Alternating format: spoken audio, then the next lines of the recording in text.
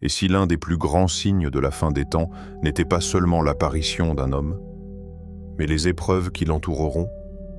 Depuis des siècles, les savants et les traditions évoquent l'arrivée d'un homme juste qui rétablira la justice dans un monde rempli d'injustice. Le Mahdi. Pourtant, ce que beaucoup ignorent, c'est que cet homme ne commencera pas sa mission dans la facilité. Au contraire, il sera confronté à des épreuves terribles liées à la richesse, aux divisions humaines et même à une année de famine qui bouleversera le monde. Si vous aimez ce type de contenu spirituel et profond, abonnez-vous dès maintenant à notre chaîne Témoins d'Allah. Et si vous nous regardez depuis les pays francophones comme la France, la Belgique, la Suisse ou le Canada, votre soutien est essentiel pour diffuser ces rappels. Maintenant, ouvrons ensemble la porte d'un sujet fascinant. Les épreuves qui attendent le Mahdi avant l'établissement de la justice sur terre. L'arrivée d'un homme qui ne cherche pas le pouvoir. Imaginez un instant un monde où le pouvoir est recherché avec obsession. Un monde où les hommes se battent pour gouverner, pour accumuler, pour dominer.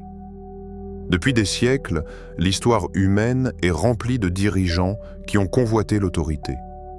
Parfois au prix de la justice, parfois au prix de la paix. Dans cet univers où l'influence devient une monnaie et où la richesse définit souvent la valeur d'un individu, l'idée qu'un homme destiné à transformer l'histoire refuse le pouvoir semble presque irréelle. Et pourtant, c'est précisément ainsi que commencera l'histoire du Mahdi.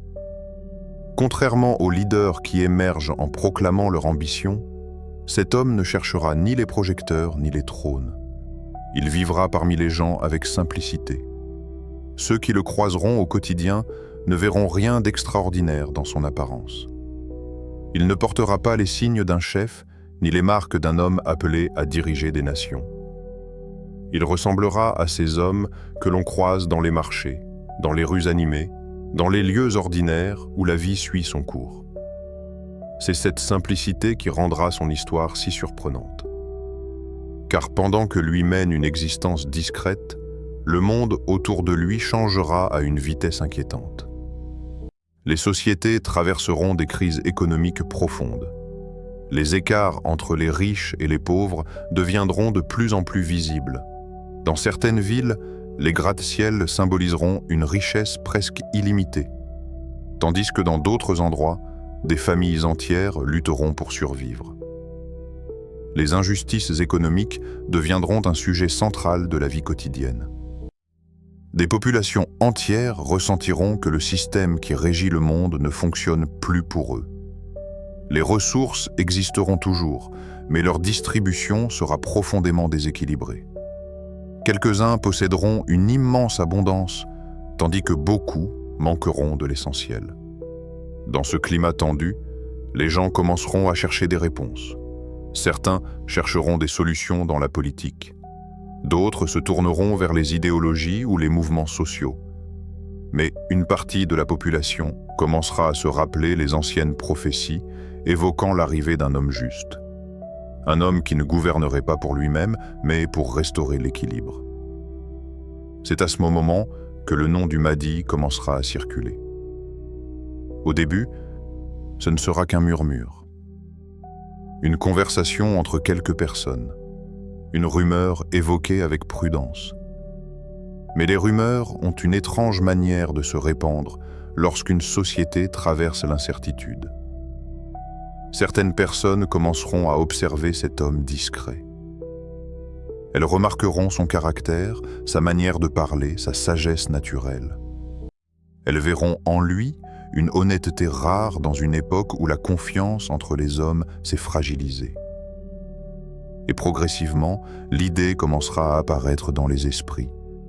Et si cet homme était celui dont parlent les traditions? Mais ce moment marquera aussi le début d'une épreuve inattendue. Car dans un monde où le pouvoir attire les ambitions, la simple possibilité que cet homme soit lié à un rôle historique attirera immédiatement l'attention de nombreuses personnes. Certaines approcheront avec sincérité, cherchant la vérité et la guidance. D'autres, en revanche, verront dans cette situation une opportunité. Des groupes influents pourraient tenter de s'approcher de lui pour utiliser son image. Dans l'histoire, les figures charismatiques ont souvent été entourées de personnes cherchant à profiter de leur influence. Ce phénomène ne disparaîtra pas à l'époque du Mahdi. Des individus ambitieux pourraient imaginer qu'en s'associant à lui, ils pourraient accéder au pouvoir. Ils pourraient tenter de parler en son nom, de manipuler ses paroles ou de transformer son message en outil politique. La pression, si cet homme commence à inspirer confiance à la population, certains dirigeants pourraient le percevoir comme une menace potentielle. Car l'histoire montre que lorsqu'une figure morale gagne la confiance du peuple, elle peut bouleverser l'équilibre des pouvoirs. Ainsi, avant même d'avoir pris la moindre responsabilité publique, le Mahdi se retrouvera au centre d'un jeu complexe de regards, d'attentes et de calculs. Mais l'épreuve la plus subtile ne viendra pas seulement de la politique. Elle viendra de la richesse. Dans un monde où l'argent ouvre presque toutes les portes, certains tenteront probablement une approche différente. L'achat de l'influence. Des offres pourraient être faites, des promesses de confort, de sécurité, de ressources illimitées. L'objectif serait simple, s'assurer que cet homme ne devienne pas un facteur de changement. Pour beaucoup de dirigeants ordinaires, ce type d'offre serait difficile à refuser. La richesse offre un pouvoir immense. Elle peut transformer la vie d'un individu et de sa famille pour plusieurs générations. Mais pour le Mahdi, accepter ce type d'arrangement signifierait abandonner sa mission. C'est ici que sa véritable nature commencera à apparaître. Là où d'autres auraient pu être séduits par l'abondance, lui restera ferme. Sa vision ne sera pas celle de l'accumulation, mais celle de la justice. Il comprendra que la richesse, lorsqu'elle est concentrée entre quelques mains, devient une source d'injustice et de division. Au lieu de chercher à posséder, il cherchera à rétablir l'équilibre. Ce positionnement aura un effet immédiat. Il attirera l'opposition de ceux qui profitent du système actuel. Car toute tentative de redistribuer l'équité dans un monde déséquilibré est perçue comme une menace par ceux qui bénéficient du déséquilibre. Les critiques commenceront alors à apparaître. Certains diront qu'il est naïf, d'autres affirmeront qu'il ne comprend pas les réalités du pouvoir. D'autres encore tenteront de discréditer son message pour protéger leurs intérêts. Mais malgré ces obstacles, une chose deviendra progressivement évidente pour ceux qui l'observent attentivement. Cet homme ne cherche pas le pouvoir. Et c'est précisément cette absence d'ambition personnelle qui commencera à convaincre les gens. Car dans un monde fatigué par les promesses politiques et les rivalités d'influence, voir un homme refuser la richesse et la domination deviendra quelque chose de profondément rare. Cette attitude créera un contraste frappant avec les dirigeants traditionnels. Elle inspirera confiance chez ceux qui cherchent un changement réel. Et sans même le vouloir, cet homme discret commencera à attirer autour de lui des regards, des attentes et des espoirs. Un phénomène silencieux commencera à prendre forme. Car parfois, les hommes qui transforment l'histoire ne sont pas ceux qui poursuivent le pouvoir. Ce sont ceux qui tentent de l'éviter. L'épreuve de la richesse. Dans l'histoire de l'humanité, peu de choses ont exercé une influence aussi puissante que la richesse. Elle peut bâtir des villes, financer des armées, changer le destin des nations, mais elle peut aussi corrompre les intentions les plus nobles. L'argent, dans de nombreuses sociétés, devient souvent le langage invisible qui dicte les décisions, façonne les alliances et redéfinit les priorités. C'est dans ce contexte que l'une des épreuves les plus profondes du Mahdi prendra forme. Car lorsque les traditions évoquent son époque, elles décrivent un monde paradoxal. D'un côté, la Terre continuera de produire des ressources. Les richesses existeront toujours.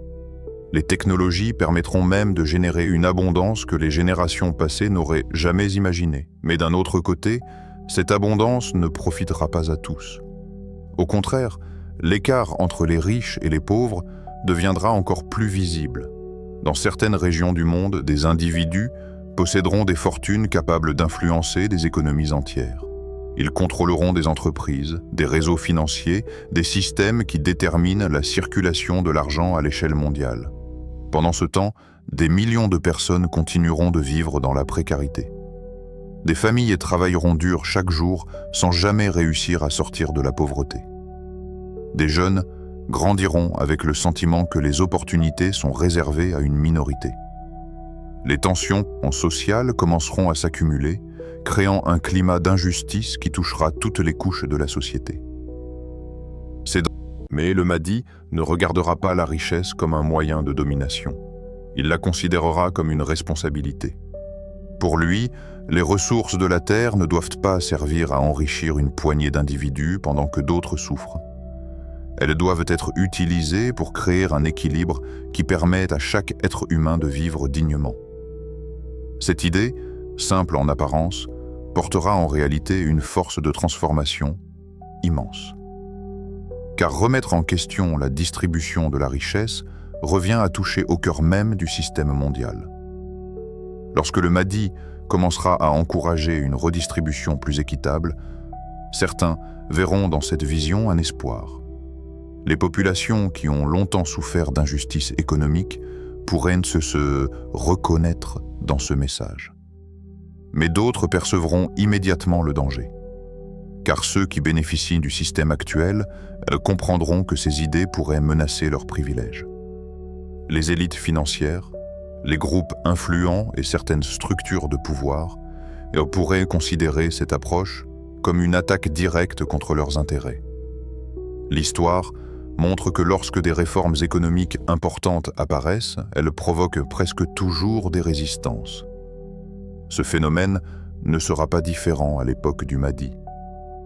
Certains tenteront de discréditer ses intentions. Ils pourraient affirmer que ses idées sont irréalistes ou dangereuses. D'autres chercheront à manipuler l'opinion publique pour présenter ses projets comme une menace pour la stabilité économique. Mais l'opposition ne s'arrêtera pas aux critiques.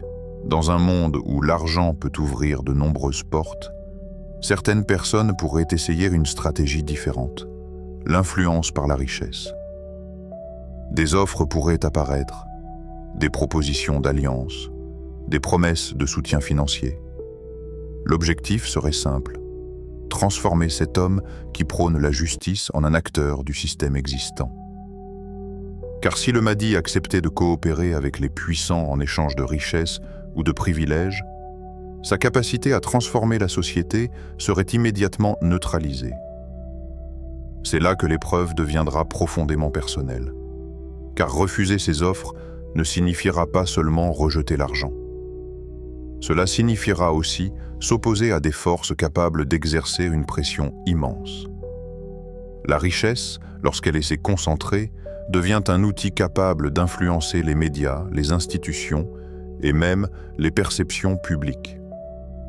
Face à cette réalité, le Mahdi devra répondre à une question essentielle. Faut-il céder aux pressions des puissants pour préserver la stabilité apparente du monde? Ou faut-il défendre les faibles, même si cela provoque des conflits avec ceux qui détiennent l'influence? Cette question ne sera pas seulement politique, elle sera morale. Car au cœur de cette épreuve se trouvera un principe fondamental, la justice. Pour beaucoup de dirigeants, la tentation de trouver un compromis avec les puissants est forte. Après tout, maintenir la paix et la stabilité peut sembler plus simple que bouleverser un système entier. Mais le Mahdi ne pourra pas suivre cette voie. Sa mission reposera sur une idée claire. La richesse doit servir l'humanité et non la servir. Cette conviction commencera à se refléter dans ses actions. Au lieu d'accumuler les ressources pour lui-même ou pour un cercle restreint, il encouragera des politiques et des pratiques qui permettent une distribution plus équilibrée. Il rappellera que la prospérité réelle ne se mesure pas seulement par la richesse d'une minorité, mais par le bien-être de l'ensemble de la société. Ce message trouvera un écho puissant auprès des populations qui ont longtemps souffert d'injustice. Mais il provoquera également des tensions avec ceux qui ont construit leur influence sur le contrôle des ressources. Ainsi, l'épreuve de la richesse ne sera pas seulement une question d'argent. Elle deviendra un test de caractère. Car face aux promesses de confort, aux pressions politiques et aux manipulations économiques, le Mahdi devra rester fidèle à un principe simple. La justice ne peut pas être achetée. Et c'est précisément cette fidélité à ses convictions qui commencera à révéler sa véritable nature. Dans un monde où l'argent dicte souvent les décisions, voir un homme refuser de se soumettre à la puissance de la richesse deviendra un événement rare. Pour certains, cela semblera incompréhensible. Pour d'autres, cela deviendra la preuve que cet homme n'est pas comme les dirigeants ordinaires. Peu à peu, cette attitude commencera à attirer l'attention de ceux qui cherchent un changement réel. Car lorsque la richesse cesse d'être un outil de domination et devient un moyen de justice, elle perd son pouvoir de corruption. Et c'est précisément cette transformation que le Mahdi commencera à incarner. L'année de famine qui ébranlera le monde. Imaginez un monde où, du jour au lendemain, la sécurité la plus fondamentale commence à vaciller, celle de se nourrir.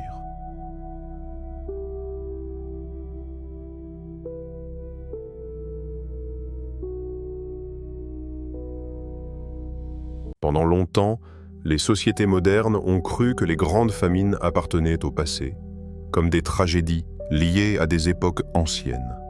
Les villes se sont agrandies, les technologies agricoles ont progressé, les échanges internationaux ont permis de transporter la nourriture d'un continent à l'autre. Tout semblait indiquer que l'humanité avait dépassé ce danger. Mais l'histoire nous rappelle souvent une vérité troublante. Il suffit de quelques déséquilibres pour que les certitudes les plus solides se fissurent. Parmi les épreuves évoquées dans certaines traditions liées à l'époque du Mahdi, l'une des plus marquantes concerne une période de famine qui pourrait bouleverser le monde. Cette famine ne ressemblerait pas simplement à une crise locale ou à une mauvaise saison agricole. Elle prendrait une dimension bien plus large, touchant plusieurs régions et créant un climat d'incertitude à l'échelle internationale. Les causes d'une telle situation pourraient être multiples. Le climat, par exemple, joue un rôle essentiel dans la stabilité des récoltes. Une succession d'événements extrêmes, sécheresse prolongée, tempêtes destructrices, variations brutales des saisons, pourraient fragiliser les terres agricoles. Des champs qui produisaient autrefois en abondance pourraient soudainement devenir moins fertiles. Les agriculteurs, malgré leurs efforts, pourraient voir leurs récoltes diminuer année après année. Mais le climat ne serait peut-être pas le seul facteur. Les tensions politiques entre nations pourraient également perturber les échanges alimentaires. Dans un monde fortement interconnecté, les chaînes d'approvisionnement sont complexes. Les céréales cultivées dans une région peuvent nourrir des millions de personnes dans une autre. Si des conflits éclatent, si certaines routes commerciales sont interrompues, ou si des sanctions économiques bloquent les échanges, les conséquences peuvent être rapides et profondes. Les marchés alimentaires pourraient devenir instables, les prix pourraient augmenter brusquement, rendant certains produits essentiels inaccessibles pour les populations les plus vulnérables. Dans les grandes villes, les habitants commenceraient à remarquer des étagères moins remplies dans les magasins.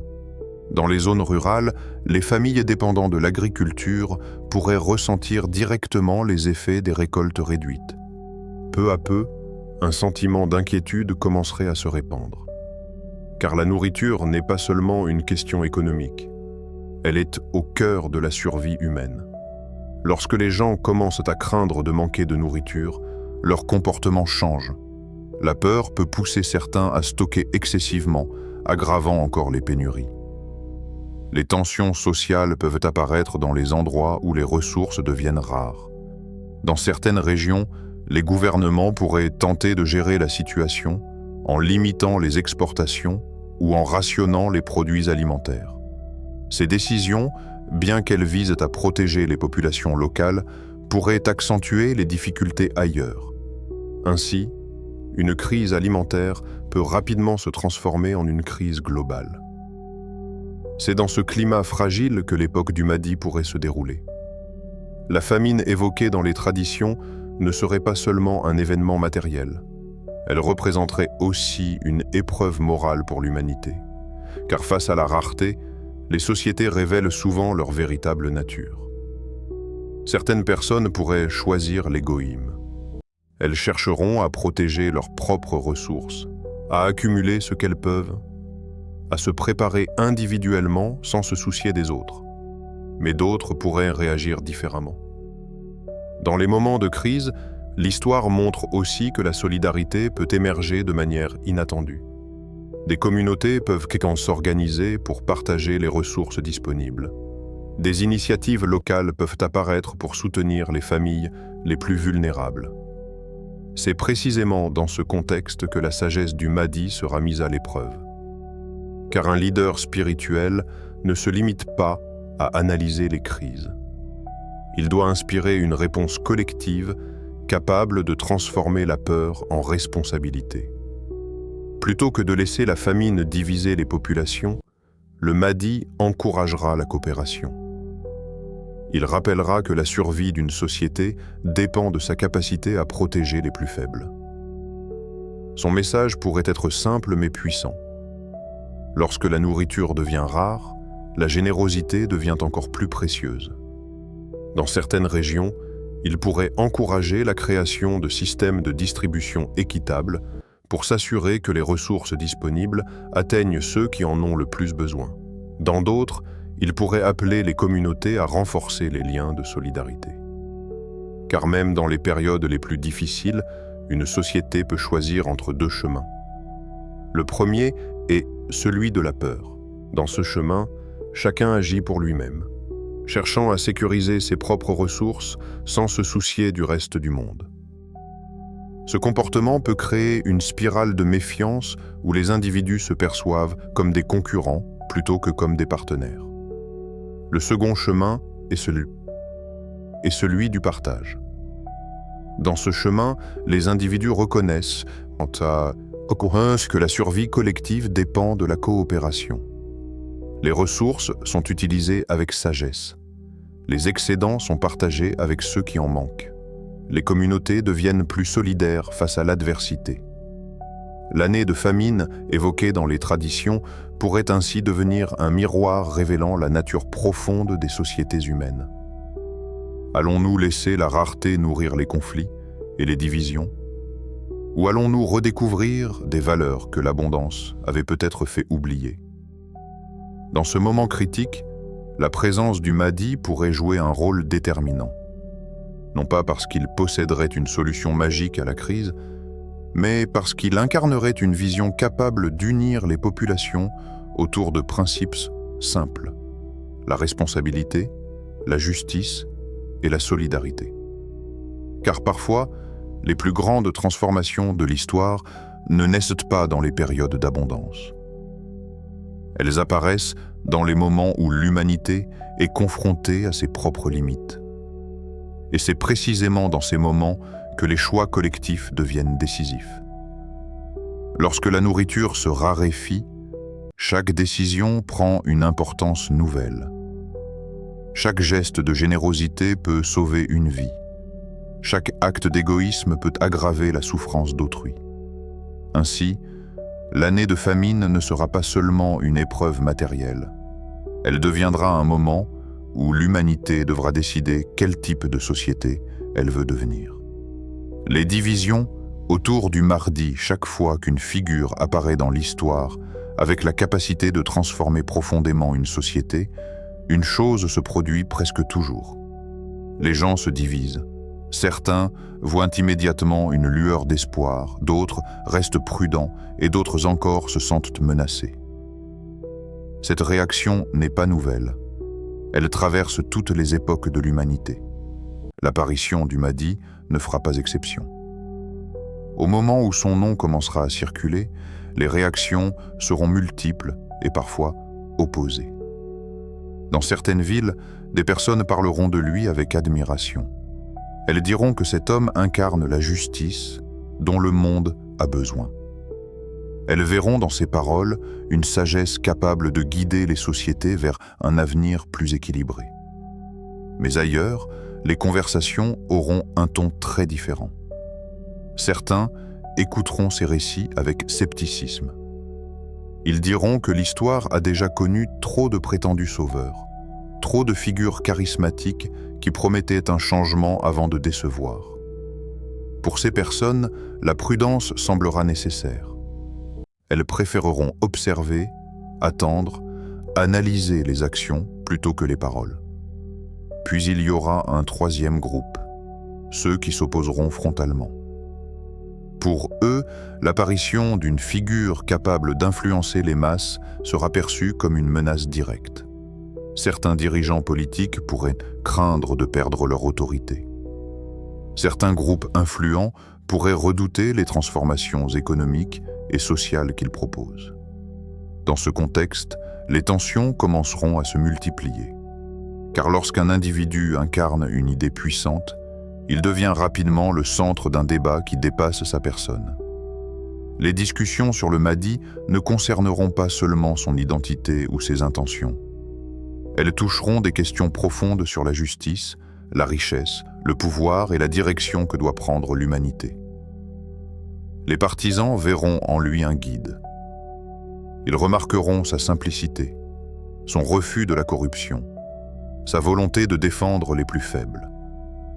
Pour eux, ces qualités seront des signes qu'il n'est pas motivé par l'ambition personnelle. Ils pourraient croire que son rôle est précisément celui d'un réformateur destiné à restaurer l'équilibre dans un monde désorienté. Les sceptiques, eux, resteront prudents. Ils demanderont des preuves. Ils observeront ses décisions, analyseront ses actions, tenteront de comprendre si son influence repose sur une véritable sagesse ou simplement sur l'enthousiasme de ceux qui veulent croire en un changement. Cette position ne sera pas nécessairement hostile. Dans beaucoup de cas, elle reflètera simplement le besoin humain de comprendre avant de suivre. Mais l'opposition la plus intense viendra probablement de ceux qui se sentent menacés. Car lorsque quelqu'un remet en question un système injuste, il ne touche pas seulement aux idées, il touche aux intérêts. Et les intérêts, dans l'histoire humaine, ont souvent provoqué des réactions fortes. Certains groupes pourraient tenter de discréditer le Mahdi. Ils pourraient diffuser des rumeurs, exagérer ses erreurs ou interpréter ses paroles. Dans un monde où l'information circule rapidement, ces stratégies peuvent influencer l'opinion publique. Les médias, les réseaux de communication et les discussions publiques deviendront des terrains de confrontation. Dans certaines régions, les partisans et les opposants pourraient débattre avec passion. Les discussions dans les cafés, les marchés ou les maisons deviendront animées. Chacun tentera de convaincre l'autre, de défendre sa vision de l'avenir. Mais parfois, ces tensions pourraient dépasser les simples débats. Lorsque les sociétés sont déjà fragilisées par des crises économiques ou des pénuries alimentaires, les divisions peuvent facilement se transformer en conflits. Les groupes politiques pourraient utiliser la figure du Mahdi pour mobiliser leurs partisans. Les rivalités idéologiques pourraient s'intensifier. Dans ces moments, la pression sur lui deviendra immense. Car chaque camp tentera de l'attirer dans sa propre vision du monde. Certains voudront qu'il soutienne leurs intérêts. D'autres voudront qu'il condamne leurs adversaires. Chaque décision qu'il prendra sera analysée, critiquée, interprétée. Mais la véritable épreuve ne sera pas seulement politique, elle sera intérieure. Car lorsqu'un individu devient le centre de divisions profondes, il est facile de céder à la frustration ou à la colère. Les attaques peuvent blesser. Les accusations peuvent créer un sentiment d'injustice. Les provocations peuvent te pousser à répondre avec dureté. C'est précisément là que la nature du Mahdi sera révélée. Au lieu de répondre à la haine par la haine, il devra rester fidèle à sa mission. Sa priorité ne sera pas de gagner des arguments ou de vaincre ses opposants dans un conflit verbal. Sa mission sera de restaurer la justice. Et la justice exige souvent une grande patience. Plutôt que de nourrir les divisions, il cherchera à apaiser les tensions. Il rappellera que les sociétés ne peuvent pas se reconstruire dans la vengeance. Même face aux critiques ou aux attaques, il tentera de maintenir une attitude équilibrée. Cette position ne sera pas facile. Car dans un monde où les conflits sont souvent amplifiés par les émotions, choisir la modération peut sembler incompris. Certains partisans pourraient même lui demander d'agir plus durement contre ses adversaires. Mais s'il cédait à la colère ou à la vengeance, il risquerait de reproduire les mêmes cycles de violence que ceux qu'il cherche à transformer. Sa force ne résidera donc pas dans la domination. Elle résidera dans la maîtrise de lui-même. Au fil du temps, ceux qui l'observent attentivement pourraient commencer à remarquer cette différence. Là où d'autres leaders répondent aux critiques par l'attaque, lui choisira la patience. Là où certains cherchent à diviser pour gouverner, lui cherchera à unir pour reconstruire. Peu à peu, cette attitude pourrait transformer la perception de nombreux observateurs. Les sceptiques pourraient en commencer à se demander si cet homme possède réellement une sagesse inhabituelle. Même certains opposants pourraient reconnaître que sa détermination ne semble pas motivée par l'orgueil ou l'ambition. Car au-delà des débats et des tensions, une question continuera de traverser l'esprit de nombreux individus. Qui est réellement cet homme qui refuse la richesse, qui parle de justice et qui reste calme au milieu des divisions? Et plus les gens chercheront la réponse à cette question, plus l'histoire du Mahdi continuera de se déployer au cœur d'un monde en quête de direction, une mission qui transformera le monde. Au début, peu de personnes comprendront réellement l'ampleur de la mission qui se déploie sous leurs yeux. Dans un monde habitué aux promesses non tenues et aux dirigeants qui disparaissent aussi vite qu'ils apparaissent, beaucoup auront du mal à croire qu'un changement profond puisse réellement se produire. Et pourtant, malgré les pressions, malgré les divisions, malgré les crises économiques et les périodes de famine, le chemin du Mahdi continuera d'avancer. Sa mission ne sera pas interrompue par les obstacles. Au contraire, ces épreuves deviendront les pierres sur lesquelles se construira la transformation du monde. Car chaque difficulté traversée révélera davantage la nature de son engagement. Chaque crise montrera que ses décisions ne sont pas guidées par l'ambition personnelle, mais par une vision plus grande. Restaurer l'équilibre dans une société qui a perdu son sens de la justice. Au début, ses actions sembleront peut-être modestes. Il ne transformera pas le monde en un instant. Il ne prononcera pas des discours promettant des miracles immédiats. Son approche sera différente. Elle reposera sur des changements concrets, parfois simples, mais capables de produire des effets profonds avec le temps. Dans certaines régions, les populations commenceront à remarquer que les injustices diminuent. Les systèmes qui favorisaient autrefois une minorité au détriment du reste de la société commenceront à être réexaminés. Les décisions économiques chercheront davantage l'équilibre que le profit immédiat. Cette évolution ne sera pas spectaculaire au premier regard. Mais pour ceux qui vivent au cœur de ces transformations, la différence deviendra peu à peu évidente. Des familles qui avaient longtemps vécu dans l'insécurité économique commenceront à retrouver une certaine stabilité.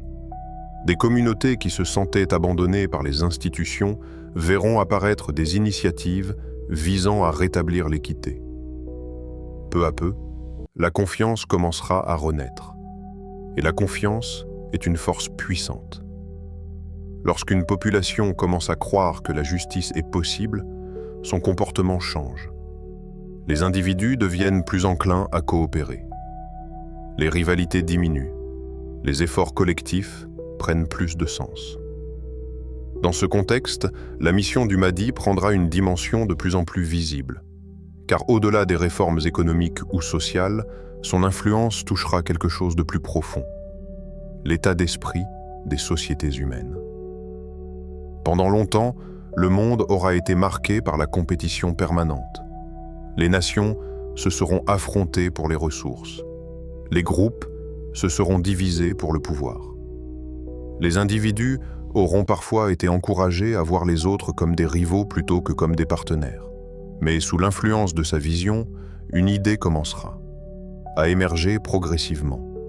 L'idée que la prospérité réelle ne peut exister que lorsque la justice est respectée. Lorsque les ressources sont réparties de manière plus équitable, les tensions sociales diminuent naturellement. Lorsque les populations sentent que leurs besoins fondamentaux sont pris en compte, elles deviennent plus ouvertes au dialogue et à la coopération. Ainsi, ce qui avait commencé comme la mission d'un homme pourrait se transformer en un mouvement beaucoup plus vaste. Dans certaines régions, les peuples pourraient redécouvrir la valeur du partage. Les traditions de solidarité, parfois oubliées dans les sociétés modernes, pourraient reprendre de l'importance. Les communautés pourraient recommencer à se soutenir mutuellement face aux difficultés. Ce changement ne se produira pas en un jour. Les habitudes profondément ancrées dans les systèmes économiques et politiques ne disparaissent jamais instantanément. Les résistances continueront d'exister. Certains groupes tenteront encore de préserver leurs privilèges. Mais la différence essentielle résidera dans la direction prise par l'histoire. Car pour la première fois depuis longtemps, de nombreuses personnes sentiront que le monde avance vers plus d'équité plutôt que vers plus d'injustice. Et cette perception changera beaucoup de choses. Peu à peu, le nom du Mahdi commencera à circuler dans les conversations avec un mélange de respect et de curiosité. Dans certaines villes, les gens raconteront comment ces décisions ont amélioré la vie de populations autrefois oubliées. Dans d'autres régions, on parlera de son refus constant de céder aux pressions des puissants. Mais au-delà des récits et des débats, ce qui marquera le plus les esprits sera la cohérence de son comportement. Car dans un monde où les leaders changent souvent de discours selon les circonstances, le Mahdi restera fidèle à une ligne simple: la justice, la responsabilité et la dignité humaine. Cette constance deviendra une source d'inspiration. Des jeunes qui grandissent dans un monde marqué par les crises commenceront à voir en lui un exemple différent de leadership. Non pas un pouvoir basé sur la domination ou la richesse, mais un pouvoir basé sur la responsabilité morale. Et c'est précisément cette différence qui transformera progressivement sa mission en symbole. Car avec le temps, le Mahdi ne sera plus seulement perçu comme un dirigeant ou un réformateur. Il deviendra un symbole d'espoir. Un espoir pour les populations qui ont longtemps souffert d'injustice. Un espoir pour les communautés qui cherchent un avenir plus stable. Un espoir pour une humanité fatiguée par les conflits, les divisions et les inégalités. Les crises qui auront marqué son époque, la famine, les tensions politiques, les déséquilibres économiques, auront révélé les fragilités du monde. Mais elles auront aussi ouvert la porte à une transformation. Et au centre de cette transformation se trouvera une idée simple mais puissante. Le monde peut changer lorsque la justice devient la priorité. Peu à peu, cette idée commencera à dépasser les frontières, les cultures et les différences. Des peuples qui se voyaient autrefois comme des adversaires pourraient commencer à explorer de nouvelles formes de coopération. Les ressources ne seront plus seulement perçues comme des objets de compétition, mais comme des responsabilités partagées. Ainsi, la mission du Mahdi ne se limitera pas à résoudre des crises temporaires. Elle contribuera à réorienter la manière dont les sociétés envisagent la justice, la richesse et la solidarité. Et pour une humanité longtemps habituée à la méfiance et au conflit, cette transformation pourrait représenter quelque chose de rare, la possibilité de croire à nouveau en un avenir plus équilibré. L'histoire du Mahdi, avec ses épreuves, ses défis et sa mission, nous rappelle une vérité profonde. Les grandes transformations naissent souvent dans les périodes les plus difficiles. Les crises économiques, les années de famine, les divisions entre les peuples, toutes ces épreuves peuvent sembler insurmontables. Pourtant, elles peuvent aussi devenir le point de départ d'un renouveau. Car lorsque l'humanité traverse des moments d'incertitude, elle commence à chercher des réponses, des guides et des exemples capables de montrer un autre chemin. Le Mahdi, selon les traditions, apparaîtra dans un monde marqué par l'injustice et les déséquilibres. Mais au lieu d'alimenter les divisions, sa mission sera de restaurer la justice, de protéger les plus faibles et de rappeler que la richesse et le pouvoir doivent servir l'humanité. Avant de terminer cette vidéo, prenons un moment pour adresser une courte prière. Que Dieu guide nos cœurs vers la justice, la sagesse et la compassion. Qu'il nous donne la force de rester droits dans les moments de difficulté. Et qu'il nous aide à être parmi ceux qui soutiennent la vérité et la paix dans ce monde. Si ce sujet vous a touché, et si vous souhaitez continuer à découvrir des enseignements profonds sur les signes de la fin des temps et les grandes figures de l'histoire spirituelle, n'oubliez pas de vous abonner à notre chaîne Témoins d'Allah. Nous invitons particulièrement nos frères et sœurs des pays francophones comme la France, la Belgique, la Suisse et le Canada à rejoindre cette communauté afin de partager ses réflexions et ses connaissances. Car plus nous sommes nombreux à chercher la vérité et à réfléchir ensemble, plus nous pouvons contribuer à diffuser des messages d'espoir et de sagesse. Et souvenez-vous d'une chose. Parfois, les événements qui semblent les plus troublants sont aussi ceux qui annoncent les plus grands changements.